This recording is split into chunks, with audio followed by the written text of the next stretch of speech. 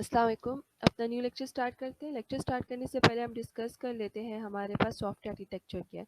ठीक है, हमने स्टडी कर लिया, 2 चैप्टर्स पढ़ लिए, उसमें यही पढ़ा है हमने कि सॉफ्टवेयर आर्किटेक्चर क्या है कि आप रिक्वायरमेंट्स को स्टडी करके, ठीक है, उसमें डिफाइन करते हो कि आपका सिस्टम क्या है, ठीक है, और आपके सिस्टम का स्ट्रक्चर क्या आपके पास बनेगा और उसके उसका स्ट्रक्चर जो आप बना दिए उसका आपके पास बिहेवियर क्या होगा। सही। ठीक है, हम ये इन 2 चीज़ों के बारे में डिस्कस करते हैं कि आपके सिस्टम का स्ट्रक्चर क्या है और उसका बिहेवियर क्या है। अगर स्ट्रक्चर की बात करें तो उसके कंपोनेंट्स हमारे पास क्या हैं और फिर उन कंपोनेंट्स की आपके पास प्रॉपर्टीज़ क्या हैं और प्रॉपर्टीज़ के बाद के आपस में रिलेशनशिप क्या है। That is what your software architecture. अब हम बार-बार पढ़ रहे हैं कि आपके पास सबसे इम्पोर्टेंट चीज़ क्या है, रिक्वायरमेंट्स। जितना अच्छा आप इसको रिक्वायरमेंट को स्टडी करोगे, स्टडी करने के बाद उसको एक डिफाइन करोगे कि आपका सिस्टम क्या है, उसके सब सिस्टम्स क्या है और उसके कंपोनेंट्स आपके पास क्या है, उतना अच्छा आपका एक स्ट्रक्चर क्रिएट होगा और उतना अच्छा आप उसकी प्रॉपर्टीज और उसके रिलेशनशिप को डिफाइन करेंगे। ठीक है, तो हमने अगर याद हो कंस्ट्रक्शन में भी पढ़ा था कि सॉफ्टवेयर आर्किटेक्चर या हायर डिज़ाइन आपके पास क्या काम करता है, एज अ ब्रिज काम करती है बिटवीन योर रिक्वायरमेंट्स एंड आपके एसडीएलसी टीम मेंबर्स के बिटवीन। ठीक है, आपने क्या किया, रिक्वायरमेंट्स को स्टडी किया, ठीक है, उसको स्टडी करके एक डायग्राम फॉर्म में उसको कन्वर्ट कर दिया with the help of UML. ठीक है, उसको कन्वर्ट कर दिया, तो अब बाकी आपके जो एसडीएलसी टीम मेंबर्स है वो जो है अब इस जो ये रिक्वायरमेंट की डॉक्यूमेंटेशन है एसआरएस को, उसको अब स्टडी नहीं करेंगे। वो क्या स्टडी करेंगे, इस डायग्राम को। तो जितना अच्छा आपने इस एसआरएस को स्टडी किया होगा उतना अच्छा आपके पास जो है एक नाम की डॉक्यूमेंट क्रिएट होगी। सही। लेक्चर 1 में भी हमने काफ़ी डिटेल में इसको डिस्कस किया है कि आपके पास क्या है, किस तरह से आप इसको डिस्क्राइब करते हो और हमने ये भी डिफाइन किया है कि आपके पास क्या है, अ, जो सॉफ्टवेयर आर्किटेक्चर है ये आप हाई लेवल स्ट्रक्चर है। ठीक है, ये आपके पास high level structure means high level design है और इसको हम क्या करते हैं, एक एब्स्ट्रैक्ट लेवल पे डिफाइन करते हैं, क्योंकि हम ना इसके कोडिंग डिस्कस करते हैं, ना इसका इंटरफेस डिस्कस करते हैं, सिर्फ और सिर्फ डिस्कस करते हैं कंपोनेंट्स कौन कौन से, कंपोनेंट्स की प्रोसेस क्या है, कंपोनेंट्स की एक्टिविटीज़ किस तरह से होगी, उसको हम डिस्कस करते हैं। तो इस डॉक्यूमेंटेशन को हम हाई लेवल डिज़ाइन या फिर एब्स्ट्रैक्ट व्यू कहते हैं। ठीक है, हमने इसको काफ़ी डिटेल में डिस्कस किया, इसके हमारे पास एलिमेंट्स क्या हैं, स्ट्रक्चर्स किस तरह से होगा। सही। और फिर हमने लेक्चर 2 में भी काफ़ी डिटेल में डिस्कस किया है कि आपके पास जो सॉफ्टवेयर आर्किटेक्चर है हम इसको क्या कहते हैं, डिज़ाइन प्लान कहते हैं। ठीक है, डिज़ाइन प्लान हो गया और इस पे मेन इंपॉर्टेंट चीज़ हमने जो स्टडी की है हमारे पास कि आप अपने आर्किटेक्चर को किस तरह से डिवाइड करते हो। ठीक है, कितनी लेयर्स में डिवाइड करते हो, presentation layer, business layer and data layer. ये 3 चीज़ें बहुत इंपॉर्टेंट है कि आप अपने आर्किटेक्चर को किस तरह से डिवाइड कर रहे हो, क्योंकि इसकी बेस पे आपके जो लो लेवल डिज़ाइनर है वो क्या करेंगे, अपना जो सॉफ्टवेयर है उसको डिज़ाइन करेंगे कि प्रेजेंटेशन लेयर किस तरह की होगी, उसमें किस तरह के मेन्यूज, बटन्स और उसका इंटरफेस होगा। फिर बिजनेस लेयर पे सर्वर्स किस तरह से वो रखें, आपके पास डेटा सर्वर्स हो गए, आपके पास उसके अलावा ब्राउज़र्स हो गए कि किस तरह से हम बिज़नेस लेयर या और एप्लीकेशन लेयर पे रखें। और डेटा लेयर में हमारे पास फिर डेटा आ जाता है, डेटाबेस, तो वो डेटाबेस की कितनी स्पेस होगी, कितनी स्टोरेज होगी, तो वो सब चीज़ें हमारे पास ये बहुत इंपॉर्टेंट है। अगर यहाँ पे हमने इसको अच्छे से डिसाइड कर दिया, डिफाइन कर दिया, तो आगे जो बाकी टीम मेंबर्स हैं उनके लिए बहुत आसानी हो जाएगी। सही। तो ये तो हमारी रिवीजन हो गई। अब हम नया लेक्चर स्टार्ट करते हैं जो आज का हमारे पास है लैब वर्क। ठीक है, तो लैब वर्क को,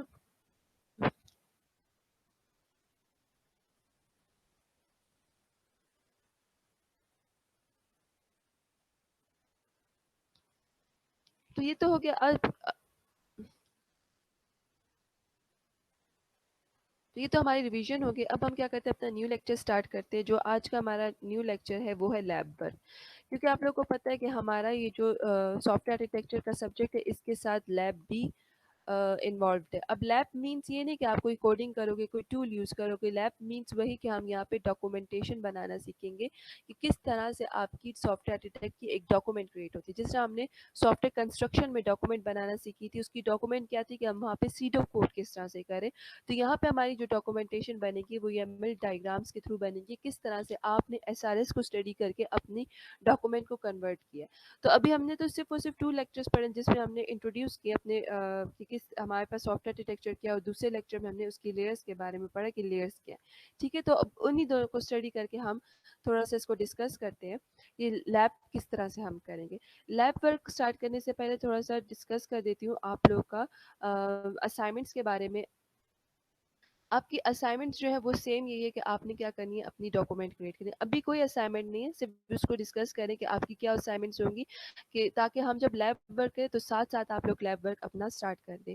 डॉक्यूमेंटेशन आपने क्रिएट करनी होगी, तो डॉक्यूमेंटेशन के लिए वही टॉपिक्स हैं जो आप लोगों ने सॉफ्टवेयर कंस्ट्रक्शंस पे किया, क्योंकि आपको मेरी एडवाइस ही यही है कि आप लोग को हेल्प होगी, क्योंकि आप लोगों ने अब सॉफ्टवेयर कंस्ट्रक्शन की डॉक्यूमेंट बना ली, उसमें आपने सीख लिया कि सीडो कोड किस तरह होते हैं। अब आपको क्या हेल्प होगी कि सेम टॉपिक उठा के आप लोग उसको डिस्कस करोगे कि अब उसकी यूएमएल डायग्राम्स के थ्रू आप उसको बताओगे कि उसका आर्किटेक्ट कैसे होगा, उसका मैप ड्रॉ करोगे। ठीक है, तो अगर आप वही टॉपिक यूज़ करना चाहते बेटर है, अगर कोई नया टॉपिक यूज़ करना चाहते तो वो भी बेटर है, कोई वो नहीं है कि आपने वही टॉपिक्स करने। सही, तो आपके पास एक आप लोगों ने बस एक काम क्या करना है कि जो भी आपके टॉपिक्स है उस टॉपिक को अपने सीआर को सेंड कर दें, क्योंकि अभी भी जो सॉफ्टवेयर कंस्ट्रक्शन की हमने डॉक्यूमेंटेशन मैंने जब चेक करी थी तो काफ़ी स्टूडेंट्स के सेम डॉक्यूमेंट्स आ रही थी, कॉपी पेस्ट डॉक्यूमेंटेशन थी। तो इस दफ़ा तो मैंने आप लोग की रिलैक्सेशन दे दी, मार्क्स दे दी, लेकिन इस डॉक्यूमेंटेशन में मैं बिल्कुल रिलैक्सेशन नहीं करूँगी। अगर टू स्टूडेंट्स के अगर फॉर एग्जांपल 2 स्टूडेंट्स आपके पास ऑनलाइन शॉपिंग पे काम कर रहे हैं, तो उसके अलावा अगर किसी और स्टूडेंट ने किया तो मैं उसी टाइम उसकी जो है डॉक्यूमेंट को क्या कर दूंगी, रिजेक्ट कर दूंगी।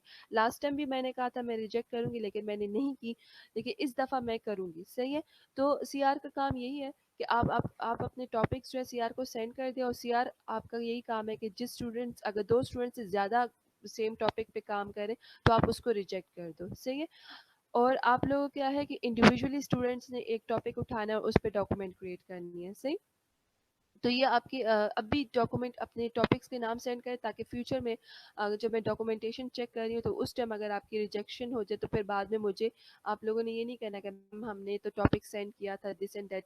इस टाइम एक्सक्यूजेस मैं नहीं सुनूंगी। सही हो गया, तो अभी अपने टॉपिक के नाम सेंड करें ताकि अभी आपको कंफर्म हो जाए कि हमारा यही टॉपिक है और हमने इसी डॉक्यूमेंट पे काम करना है। तो अब जो है अपनी लैब वर्क स्टार्ट करते हैं। लैब वर्क में सबसे पहले हम एक टेम्पलेट स्टडी कर देते हैं कि व्हाट इज़ दिस टेम्पलेट, क्योंकि यही टेम्पलेट हम जो है यूज़ करेंगे अपने सॉफ्टवेयर आर्किटेक्चर को क्रिएट करने के लिए। ये टेम्पलेट भी आप यूज़ कर सकते हो, अगर आपको कोई और गूगल पे टेम्पलेट मिल जाते हैं आप वो भी सर्च कर सकते हो। ठीक है, लेक्चर डॉक्यूमेंटेशन लिखनी है। ठीक है, डिज़ाइन डॉक्यूमेंटेशन मिलेंगे लिखेंगे तो आपको उसमें जो है डिफरेंट चीज़ मिलेगी। तो आपने वहाँ लिखना है सॉफ्टवेयर आर्किटेक्चर डॉक्यूमेंटेशन टेम्पलेट, तो आपको बहुत सारे टेम्पलेट्स मिल जाएंगे। कोई भी टेम्पलेट डाउनलोड करें और उसमें, या मैं यही टेम्पलेट आप लोगों को जो है फॉरवर्ड कर दूंगी, अटैच कर दूंगी एलएमएस पे, आप लोग वहाँ पे देख सकते हो। तो इस तरीके का आपका एक डॉक्यूमेंटेशन क्रिएट होगा। सबसे पहले तो है आप लोगों ने ऊपर अपने प्रोजेक्ट का नाम लिखना होगा कि आपके प्रोजेक्ट का नाम क्या है। ठीक है, प्रोजेक्ट का नाम लिखने के बाद आपने उसमें यहाँ पे इधर एक ब्लॉक टैब बना देना है कि कौन सी आपने डेट लिखी है, डिस्क्रिप्शन किस दिन आपने काम किया है, उसकी डिस्क्रिप्शन क्या है, और ऑथर का नाम क्या है। वर्जन यहाँ पे क्या है कि आपके पास जो मल्टीपल टाइम आप लोग जो इसमें रिवीजन करते हो तो उसको हम कहते हैं रिवीजन। अब फर्स्ट टाइम आपने डॉक्यूमेंटेशन बनाई है तो आपने उसमें इंट्रोडक्शन लिखा है कि इंट्रोडक्शन क्या है, पर्पस क्या था, ये आपने इंट्रोडक्शन का ब्लॉक कंप्लीट किया आज के दिन। आज क्या है, 7 डेट, तो आपने डेट में लिख दिया कि आज आपकी डेट क्या थी, उसका वर्जन अपनी मर्जी का 1.1 देते हो, 2.1 देते हो, आपने वर्जन का नाम दे दिया। डिस्क्रिप्शन क्या देनी है कि डिटेल में कि आज आपने इंट्रोडक्शन पे काम किया था, तो उस इंट्रोडक्शन में आपने क्या किया, पर्पस पे काम किया, स्कोप पे काम किया है, डेफिनेशन रेफरेंसेस उसको दे दिया और अपना नाम लिख दोगे। टेबल ऑफ कंटेंट आपके पास आप साथ साथ भी बना सकते हो, एंड में भी बना सकते हो, ये आप पे डिपेंड करता है कि आप किस तरह की डॉक्यूमेंट क्रिएट करते हो।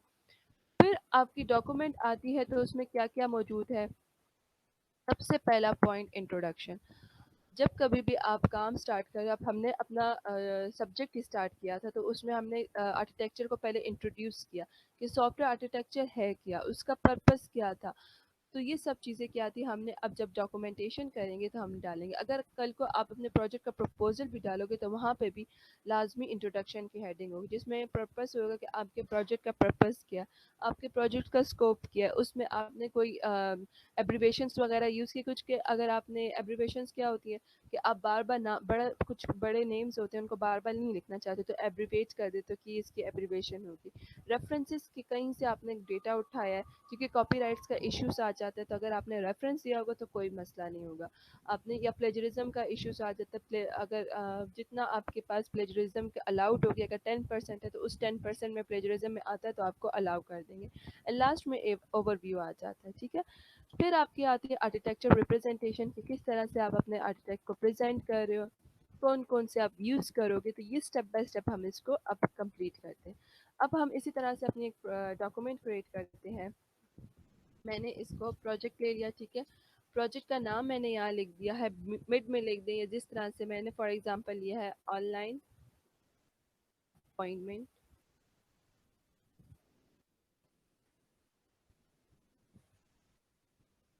ऑनलाइन अपॉइंटमेंट सिस्टम और हॉस्पिटल्स कम कर देते, ठीक है। सबसे पहला टास्क क्या हो गया कि आपने टेम्पलेट में देखा कि सबसे पहले आपके प्रोजेक्ट का नाम ऊपर गिवन था, आपने यहाँ प्रोजेक्ट का नाम यहाँ दे दिया।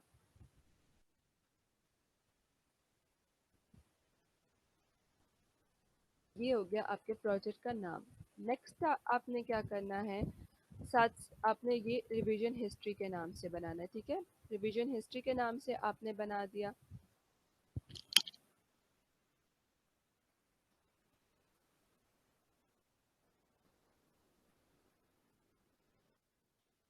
मैं साथ साथ इसलिए कर रही थी कि मैं आपको जस्ट टेम्पलेट दे दूंगी तो फिर टेम्पलेट से अक्सर स्टूडेंट जो होंगे वो कॉपी पेस्ट करके लिख लेंगे या समझ नहीं आएगी।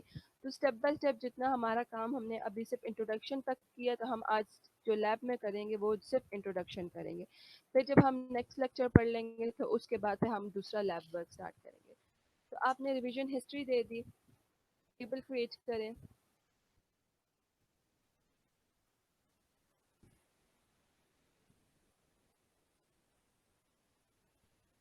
डेट डाल दी आज की कि क्या डेट है। उसके बाद आपने वर्जन, डिस्क्रिप्शन और लास्ट में हमारे पास है ऑथर, ठीक है। आज की डेट है हमारे पास 7 जुलाई 2020। वर्जन में 1.0 इसको दे देती हूँ। डिस्क्रिप्शन क्या है कि मैं इंट्रोडक्शन पे काम कर रही हूँ,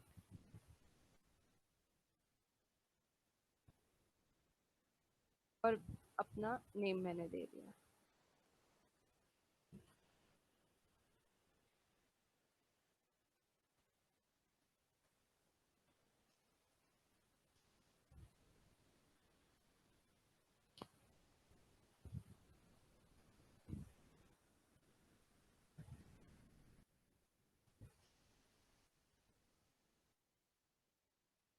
ये क्या हो गया, मेरा बन गया एक टेबल के। मैंने अपनी अब फर्स्ट टाइम काम स्टार्ट किया है 7 जुलाई को, उस पर काम क्या किया और इंट्रोडक्शन काम किया। हो सकता है कि अगर आपका जो मैनेजर है या आपके जो वो है, सॉरी मैनेजर नहीं, आपके जो वो है आर्किटेक्चर टीम का जो वो है हेड है, आप उसके पास डेटा जाओगे, फर्स्ट टाइम आपने लिख लिया कि मैंने इंट्रोडक्शन पे काम किया, अब उसको आप चेक करने के लिए कहीं मसला तो नहीं है जैसे आप अपने सुपरवाइजर को साथ साथ सेंड करते जाते हो तो उसमें भी रिवीजन होती जाती है, तो वो आपको रिवीजन सेंड कर देगा, साथ साथ वेरिफिकेशन हो जाएगी, साथ साथ टेस्टिंग हो रही है कि यहाँ पे ये मसले हैं, इसको ठीक कर दो। तो सेकंड टाइम फॉर एग्जांपल मैंने रिवीजन की 10 जुलाई को, उसको 1.1 दे दिया नाम। अब यहाँ पे मैंने लिखा है कि इंट्रोडक्शन की रिवीजन मैं कर रही हूँ, इंट्रोडक्शन की जो मैंने वेरिफिकेशन की है या इंट्रोडक्शन को मैंने ठीक किया है, ये मैंने काम कर दिया। और ऑथर कौन है, अगर आपके पास किसी आपकी टीम में किसी और बंदा भी है तो उसका नाम, अगर उसने वेरिफिकेशन का काम किया है तो हम उसका नाम यहाँ लिख देंगे, ठीक है। तो ये आपके पास क्या होगा, ये आप इस तरह से हिस्ट्रीज बनाओगे। आपके साथ साथ अगर आपने हेड को, अगर आप ये प्रपोजल्स की तरह ले लिया, थीसिस की तरह ले लिया, तो आप अपने सुपरवाइजर को सेंड करते हो ना कि मैम ये सर इधर ये गलतियाँ निकाल दें, तो वो आपकी क्या हो रही थी, आपकी थीसिस की वेरिफिकेशन हो रही थी। सेम यहाँ पे डॉक्यूमेंटेशन की, कि आपकी जो आर्किटेक्चर टीम का जो हेड है, आपने उसको अपनी डॉक्यूमेंट सेंड कर दी, कि वो उसको चेकआउट कर दे कि यहाँ पे अगर हमने कोई रिक्वायरमेंट को डिफाइन करने में गलती कर दी, या यूज़ केस कहीं सही से नहीं बनाया, क्लास डायग्राम सही नहीं बनाई, तो उसकी क्या क्या हो जाए, साथ साथ रिविजन्स हो जाए साथ साथ, तो वो सब चीज़ों को जो है हम साथ साथ यहाँ पे अपने रिवीजन टेबल में लिखते जाएंगे कि कितनी रिविजन्स हुई थे, कित क्या क्या इसमें प्रॉब्लम्स आई थी, वो क्या क्या हमने सबको प्रॉब्लम्स को सॉल्व कर दिया है कि नहीं। अब नेक्स्ट काम क्या है हमारे पास, इंट्रोडक्शन। तो इंट्रोडक्शन में हमारे पास क्या होता है, हम यहाँ पे डिफाइन करते हैं ओवरव्यू ऑफ आपके सॉफ्टवेयर आर्किटेक्चर का, कि आप अब जो ये सॉफ्टवेयर बना रहे हो, ये किसके लिए बना रहे हो, तो इसमें क्या क्या स्टेप्स होंगे, ये सॉफ्टवेयर क्या क्या काम करेगा। तो ये हमने इंट्रोडक्शन में लिख दिया कि हमारा सॉफ्टवेयर किस लिए, मेरा सॉफ्टवेयर है online appointment system for hospitals के लिए। तो मैं इंट्रोडक्शन में क्या लिखूंगी कि ये मैं क्यों बना रही हूँ, ये क्या मेरे मसलों का हल कर देगा, उन सब चीज़ों को। साथ ही यहाँ पे मैं इसका पर्पस लिख दूंगी, मेरे इस प्रोजेक्ट बनाने का पर्पस क्या है, इसका स्कोप क्या है, ये सब चीज़ें मैंने लिख दी। फिर हम आगे व्यूज़ पढ़ेंगे, ग्लोबल एनालिसिस को किस तरह से मैं इसको यूज़ करूँगी, क्या क्या एब्रिवेशंस है, टेक्निकल रिक्वायरमेंट्स हम लिखते हैं ना कि हम यहाँ पे कम्प्लेक्सिटीज़ को रिमूव करते हैं, तो क्या क्या कम्प्लेक्सिटीज़ है उसको किस तरह से रिमूव हम करें, क्या हम सोल्यूशंस दे रहे हैं, वो सब चीज़ें हमारे पास आती हैं इंट्रोडक्शन में। तो इंट्रोडक्शन के पर्पस में हम क्या लिखते हैं कि किस तरह से हमारे पास डिफरेंट एक्सपेक्ट्स क्या है, हमारे कंपोनेंट्स जो हमने डिफाइन किया है, या हमारे प्रोजेक्ट के डिफरेंट एक्सपेक्ट्स है, उसको किस तरह से हम डिफाइन करें, उनको हम किस तरह से कैप्चर करें हम अपने प्रोजेक्ट में। स्कोप्स क्या है आपकी डॉक्यूमेंट्स में, वो हम डिफाइन करें। डिफिनेशन एंड एब्रिवेशंस क्या होते हैं, फॉर एग्जांपल अब मेरे प्रोजेक्ट का नाम है online hospital, online appointment system for hospital, तो अब बार बार मैं इसको यूज़ करूँगी, तो इससे अच्छा मैं इसका शॉर्ट फॉर्म निकाल लेती हूँ, OASH। ये मेरा क्या हो गया, एक शॉर्ट फॉर्म हो गया। तो ये मैं एब्रिवेशंस में लिख दूंगी कि ये मेरा ये जहाँ कहीं भी मैंने यूज़ किया, इट मीन्स कि मैंने अपने प्रोजेक्ट का नाम या कोई भी। रेफरेंसेस क्या है, रेफरेंसेस आपने अगर कहीं से भी डेटा कॉपी किया है, या कहीं से भी डेटा बुक से उठाया है, गूगल से उठाया है, कहीं से भी, तो आपने उसका रेफरेंस लाजमी डालना होगा। रेफरेंस नहीं डालेंगे तो कॉपीराइट्स के इश्यूज आ जाएंगे और आपके पास प्रॉब्लम आ जाएगी। और लास्ट में एक ओवरव्यू डाल दिया अपने प्रोजेक्ट का, कि आपकी डॉक्यूमेंट का ओवरव्यू क्या है, कि ओवरव्यू क्या होता है कि नेक्स्ट आपने क्या क्या डिफाइन किया, आर्किटेक्चर रिप्रेजेंटेशन क्या है, गोल्स क्या है, यूज केसेस क्या है, तो वो आपने ओवरव्यू में डाल दिया। इनको हम वन बाय वन डालते हैं कि मेरे प्रोजेक्ट में इंट्रोडक्शन किस तरह से होगा, ठीक है। मैंने अपने प्रोजेक्ट में इंट्रोडक्शन डाला फर्स्ट हेडिंग के नाम से, इंट्रोडक्शन। प्रोजेक्ट क्या है, ऑनलाइन अपॉइंटमेंट सिस्टम और hospital, it's platform where clients और पेशेंट्स, ठीक है, पेशेंट्स यूज करेंगे, patients can get the appointments, ठीक है। फिर हम इसमें क्या कर सकते हैं, और इस प्रोजेक्ट में हम क्या डिफाइन कर सकते हैं कि क्लाइंट्स जो हैं अपनी, या पेशेंट्स,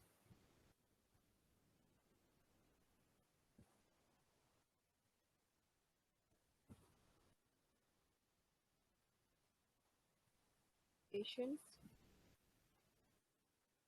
विल बी, पेशेंट जब कभी भी आपकी हॉस्पिटल की वेबसाइट पे आएंगे तो सबसे पहले क्या चेक करेंगे, अपने डॉक्टर का नाम चेक करेंगे कि डॉक्टर अवेलेबल है कि नहीं, अगर अवेलेबल है तो उसकी अवेलेबल टाइमिंग्स क्या है, उन सब चीज़ों को वो देख के और उसके बाद अपना अपॉइंटमेंट फिक्स कर देगा। तो इसमें हम यही लिखेंगे कि patients will see doctors available timings, and then book the appointment for their selves according to their free time।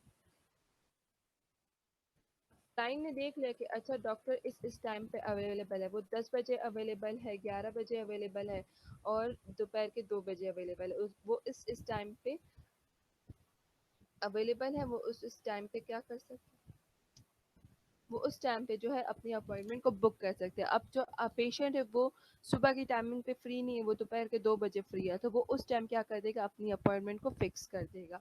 तो ये क्या हुआ उसको, ये हमारे इस प्रोजेक्ट का मकसद था इस ऑनलाइन अपॉइंटमेंट हॉस्पिटल के लिए। तो इस डॉक्यूमेंट में साथ साथ हम ये भी डिफाइन कर देंगे। तो ये हमारे पास क्या हो गया, हमारा इंट्रोडक्शन हो गया, साथ हमने ये कर दिया कि इस डॉक्यूमेंटेशन में ये क्या करेंगे, this document this document will elaborate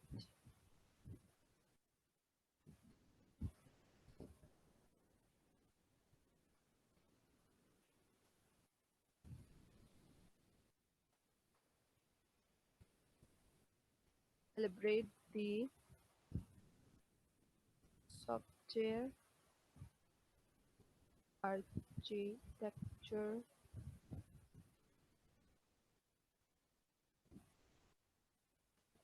for the system, that is हमारे प्रोजेक्ट का नाम आ गया।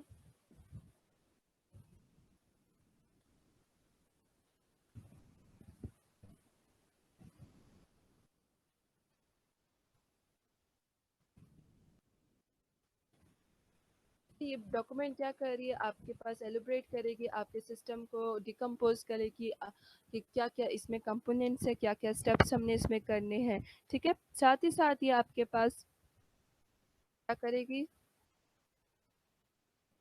This will abstracted this will abstracted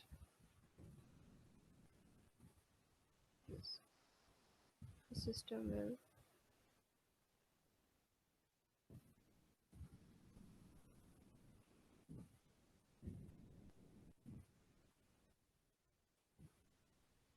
into many components।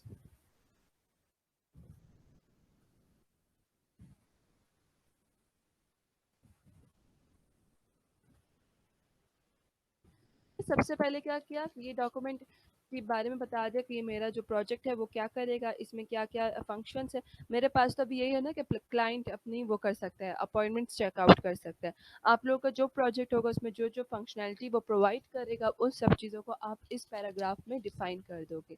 या अगर ऑनलाइन शॉपिंग के लिए है तो वहाँ पे यूज़र क्या कर सकता है, वो अपने आप को रजिस्टर कर सकता है, वो अपॉइंटमेंट जो ऑनलाइन अपॉइंटमेंट्स है वो गैदर कर सकते हैं। वो सारी चीज़ें जो इनकी फंक्शनैलिटीज़ हैं उनको पैराग्राफ में डिफाइन कर दो कि ये क्या क्या मकसद है हमारे इस प्रोजेक्ट का। ठीक है, फिर क्या एलिब्रेट कर दिया हमने इस, ये बेसिकली एक स्ट्रक्चर फॉर्म आपको प्रोवाइड कर देगा आपके सॉफ्टवेयर आर्किटेक्चर आपके इस प्रोजेक्ट का। सॉरी, ये आपको एक डॉक्यूमेंट बना के दे देगा, एक स्ट्रक्चर व्यू बता देगा आपके प्रोजेक्ट का, that is online appointment system.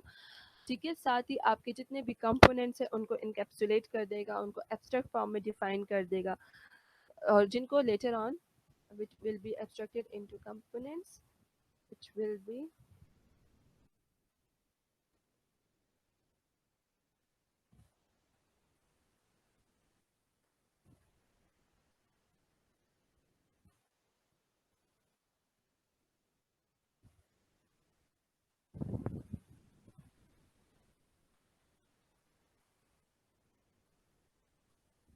ठीक है, क्योंकि जारी बात है इन कंपोनेंट्स को हमने यहाँ पे कोई डिस्कस, हमने यहाँ पे सिर्फ उनके नाम दिए, उनको डिटेल में क्या हम डिफाइन करेंगे, क्या क्या इनकी वो हैं डायग्राम्स किस तरह से बनेंगी, क्या क्या इसकी क्लास एक्टिविटी बनेगी, कौन से कंपोनेंट्स का किसके साथ डिपेंडेंसीज शो हो रही हैं, वो सब चीज़ें स्टेप बाय स्टेप हम इस डॉक्यूमेंट में डिफाइन करते हैं। ठीक है, साथ ही हम क्या फॉलो करते हैं कि ये जो भी आप डॉक्यूमेंट क्रिएट करोगे इसके लिए, तो जो सॉफ्टवेयर आर्किटेक्चर है एक स्टैंडर्ड फॉर्म है फॉलो करने के लिए, वो है 4 views+1। तो वो इसको लाजमी फॉलो करती है document. The document will follow the 4+1 views as a reference model। ये 4 व्यूज हम पढ़ेंगे कौन कौन से 4 व्यूज है। उसमें हमारे पास लॉजिकल मॉडल आ जाता है, उसमें हमारे पास मॉड्यूल मॉडल आ जाता है, उसमें हमारे पास फिजिकल मॉडल आ जाता है, उसमें हमारे पास एग्जीक्यूशन मॉडल आ जाता है। वो इंशाल्लाह हमारा नेक्स्ट लेक्चर है, उसमें हम पढ़ेंगे किस तरह से हमने इसको रेफरेंस किस तरह से हम इसको अपने मॉडल फॉर्म में कन्वर्ट करेंगे, किस तरह से इसको हम मॉड्यूल फॉर्म में कन्वर्ट करेंगे। ठीक है, तो ये डॉक्यूमेंट में लाजमी हम उन चीज़ों को फॉलो अप करेंगे। तो ये क्या हो गया हमारे इसका प्रोजेक्ट का इंट्रोडक्शन। अब इसका हम पर्पस डिफाइन करेंगे कि इसका पर्पस क्या है। पर्पस क्या है हमारे इस प्रोजेक्ट का, उस पर्पस में हम क्या डिफाइन करते हैं कि इस डॉक्यूमेंट में क्या क्या आर्किटेक्चर ओवरव्यूज क्या है, हमारे सिस्टम का ओवरव्यू ऑफ प्रोजेक्ट क्या है वो डिफाइन यहाँ पे कर दिया। डिफरेंट आर्किटेक्चर व्यूज़ क्या क्या हैं उनको हमने डिफाइन कर देंगे, किस तरह से हम इनको कैप्चर करेंगे इन कंपोनेंट्स को, बहुत सारी चीज़ें यहाँ डिफाइन कर देंगे। साथ ही हम फिर स्कोप आ जाएगा, स्कोप में हम ये डिफाइन करते हैं कि किस तरह से हमने अपने जो एक्सपेक्ट्स की बात कर रहे हैं कि किस तरह से हम अपने प्रोजेक्ट को डिफाइन करें, उन सब चीज़ों को डिफाइन करेंगे यहाँ पे। साथ ही उनका बिहेवियर डिफाइन कर, स्कोप में ये आ गया, इसमें हमारे पास स्कोप में उनका बिहेवियर डिफाइन करेंगे कि हमारे प्रोजेक्ट का क्या क्या बिहेवियर है, क्या क्या स्ट्रक्चर है, उन चीज़ों को स्टेप बाय स्टेप करेंगे। क्या आपका जो प्रोजेक्ट है वो स्टैटिक है, क्या आपका प्रोजेक्ट डायनामिक है, वो सारी चीज़ें हमने यहाँ पे डिफाइन कर दी। स्टैटिक एंड डायनामिक, इन चीज़ों को हमने स्कोप में डिफाइन कर देंगे। ये हो गया। फिर आपके पास आ जाती है 1.3 रेफरेंस हो गया, एब्रीविएशन डिफाइन एंड एब्रीविएशन। अब आप अपने प्रोजेक्ट में लेटर ऑन कौन कौन सी एब्रीविएशंस यूज़ करोगे, उन सब चीज़ों को हम यहाँ पे डिफाइन कर देंगे। अब जैसे कि ये मेरे प्रोजेक्ट का नाम है, ये बहुत बड़ा है, तो बार बार इसको लिखने से बेटर है मैं क्या करती हूँ यहाँ पे, यहाँ लिखा और इसको मैं शॉर्ट फॉर्म में कन्वर्ट कर दूंगी, OASFH। तो जब कभी कोई मेरी डॉक्यूमेंट पढ़ रहा होगा उसको मसला होगा कि ये किस चीज़ की एब्रीविएशन है, तो वो एब्रीविएशन में आके उसको चेकआउट कर देगा कि ये अच्छा इस चीज़ की एब्रीविएशन है। कोई और आपके पास यूज़ हो रहा है उन चीज़ों को आप डिफाइन कर सकते हो। ठीक है, अब एक हमारे पास है मॉडल व्यू कंट्रोल आर्किटेक्चर, ये आगे हम यूज़ करेंगे। ये क्या होता है, तो हम इसको MVC के नाम से कर देंगे कि कंट्रोल व्यू आर्किटेक्चर हमारे पास क्या है, इनको हमने इस फॉर्म में कर दी। तो ये आपके पास हो गए नेक्स्ट हेडिंग। फिर आपके पास एक और हेडिंग आ जाती है, उसमें आपने कर दिया रेफरेंस के नाम से।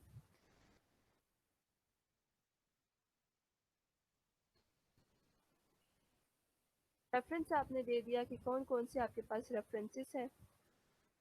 अगर आपने अभी तक ये जो आपने ये इंट्रोडक्शन से लेके स्कोप तक या स्कोप तक आपने कोई कॉपी पेस्ट किया है या कहीं से डेटा आपको अच्छा लगा आपने वहाँ से उठा लिया, तो उसके रेफरेंसेस आप यहाँ पे लाजमी दोगे, कल को आपके पास कोई कॉपीराइट्स के इश्यूज ना आए। ठीक है, ये सारी चीज़ें आपके पास हो गई। फिर आपके पास लास्ट हेडिंग आती है ओवरव्यू की।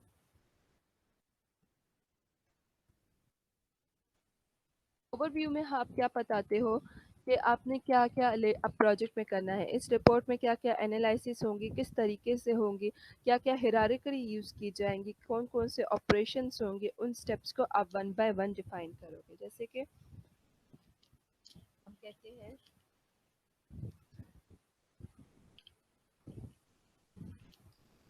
दिस रिपोर्ट विल प्रेज़ेंट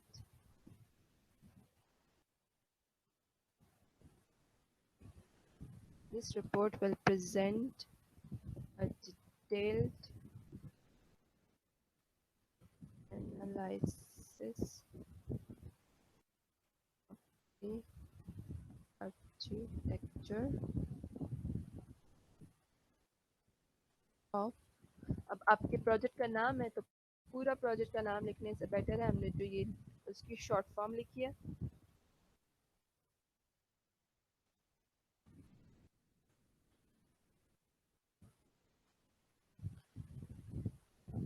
अब साथ ही फर्दर एक्शंस लिख दोगे, कौन कौन से फर्दर एक्शंस हैं।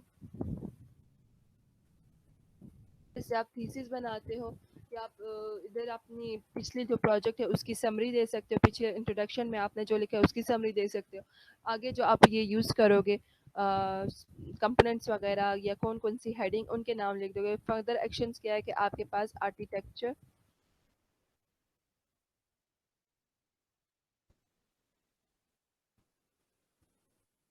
प्रेजेंटेशन आप करोगे, आर्किटेक्चर रिप्रेजेंटेशंस हो गई। फिर आप उसमें यूज़ केसेस डिफाइन करोगे, क्लास डायग्राम्स डिफाइन करोगे, डिप्लॉयमेंट किस तरह से करोगे, वो सब चीज़ें इसमें आ गई। इसमें फिर आप वो लॉजिकली किस तरह से इनको रिप्रेजेंट करोगे। तो ये वन बाय वन स्टेप्स करके हमने यहाँ पे लिख दिया कि ये सब चीज़ों को हम क्या करेंगे, डिफाइन करेंगे अपने प्रोजेक्ट में। फिर आपके पास आते हैं इसमें अगर आपने क्वालिटीज़ व्यूज़ भी डाली हुई हम ये भी लिख सकते हैं कि this project this document will also specify the quality of your project or system। ठीक है, तो ये आपकी क्या हो गई, फर्स्ट हेडिंग कंप्लीट हो गई। जो आपका अब नेक्स्ट टास्क है, मुझे भी इस टास्क सबमिट नहीं करना, आपने ये इस टास्क साथ साथ शुरू कर दें कि बाद में आपके पास मुश्किल ना हो। प्रोजेक्ट का नाम ऊपर लिखा, आपने यहाँ पे रिवीजन हिस्ट्री लिखी कि फर्स्ट टाइम आपने किस दिन बनाया था। इससे मुझे भी आइडिया होता जाएगा किस तरह आप लोग साथ साथ कर रहे थे काम। फिर आपने इंट्रोडक्शन किया, इंट्रोडक्शन डिफाइन कर दिया कि आपका प्रोजेक्ट है किस लिए, उसकी क्या फंक्शनैलिटीज़ है, उसका काम क्या है बेसिकली आपके प्रोजेक्ट का। साथ दोबारा आपने डिफाइन कर दिया कि ये जो डॉक्यूमेंट आप बना रहे हो उस डॉक्यूमेंट में आप इस जो सॉफ्टवेयर के बारे में लिख रहे हो उसका जो सॉफ्टवेयर डिफाइन कर रहे हो उसका आप सिस्टम आर्किटेक्चर डिफाइन कर दो कि क्या उसका सिस्टम एक आर्किटेक्चर क्रिएट होगा। साथ ही उसके कंपोनेंट्स आप एब्स्ट्रैक्ट कर दोगे, एलिब्रेट कर दोगे, इनकैप्सुलेट कर दोगे क्या क्या आपके पास यहाँ पे कंपोनेंट्स बनेंगे। फिर उसमें आप जो ये डॉक्यूमेंट में आप ये 4+ ये जो रिप्रेजेंटेशन व्यूज़ है वो किस तरह से आप इसको यूज़ करोगे, वो सब चीज़ें आपने कर दी। पर्पस क्या है कि आपके इस प्रोजेक्ट बनाने का पर्पस क्या था, आप इसमें क्या डिफ़ाइन करोगे कि आपका जो ये आर्किटेक्चर आपने डिफ़ाइन किया, ठीक है। आर्किटेक्चर बता रहे हो कि आपके सिस्टम के क्या क्या कंपोनेंट्स आएंगे, किस तरह से आप इसको डिफ़ाइन करोगे, क्या क्या एक्सपेक्ट्स डिफ़ाइन करोगे, किस तरह से कैप्चर करोगे, ये सारा आपका पर्पस हो गया, ठीक है। क्योंकि आपने एक आर्किटेक्चर क्रिएट करना है। स्कोप में डिफाइन कर दोगे कि आपके पास अगर ये आर्किटेक्चर स्टैटिक के लिए डिफाइन हो रहा है कि डायनामिक के लिए। तो अगर ऑफ कोर्स आपकी वेबसाइट्स जो है आजकल मोस्टली डायनामिक ही है, तो डायनामिक के लिए वो आप यहाँ पे डिफाइन करोगे क्या क्या स्कोप्स है, किस तरह से आप करोगे। डेफिनेशंस वगैरह आगे, एब्रीवेशंस आगे, क्या क्या आपके सिस्टम में आगे एब्रीवेशन है, डेफिनेशन है, उसको किस तरह से आपने शॉर्ट फॉर्म में लिख दिया। अब मेरा अपने प्रोजेक्ट का नाम बहुत बड़ा है तो मैंने उसको शॉर्ट फॉर्म में कर दिया कि लेटर ऑन मैं इसको जब कभी भी यूज़ करूँगी तो मैं इसको इस तरह से यूज़ करूँगी। रेफरेंसेस अभी मैंने यहाँ कहीं कोई कॉपी पेस्ट नहीं किया, अगर मैंने कॉपी पेस्ट किया होता तो मैं इसका रेफरेंस यहाँ पे लिख दूँगी। रेफरेंस लिखने का तरीका आता है, फॉर एग्ज़ाम्पल मैं इस डॉक्यूमेंट से ये लाइन उठा लेती हूँ। फॉर एग्ज़ाम्पल और मैं इसको अपने पर्पस में डाल देती हूँ। ठीक है कि इस डॉक्यूमेंट का पर्पस क्या है कि आपका ओवरव्यू ऑफ अ सिस्टम बताएगा, साथ ही आपने क्या क्या आपके एस्पेक्ट्स ऑफ अ सिस्टम क्या है वो डिफाइन कर दिए इसने, और किस तरह से आप इसको कैप्चर करोगे और कन्वे करोगे। ये लाइन मुझे अच्छी लगी तो मैंने इसको यहाँ से उठा लिया, इसको मैंने क्या कर दिया है, रेफरेंस दे दिया। रेफरेंस का फ़ायदा भी ये है कि लेटर ऑन अगर आपने वो लाइन दोबारा यूज़ करनी है तो आप दोबारा दोबारा रेफरेंस नहीं दोगे, यही रेफरेंस उठा लोगे। अब आपने रेफरेंसेस डाले, रेफरेंसेस में आप क्या करोगे,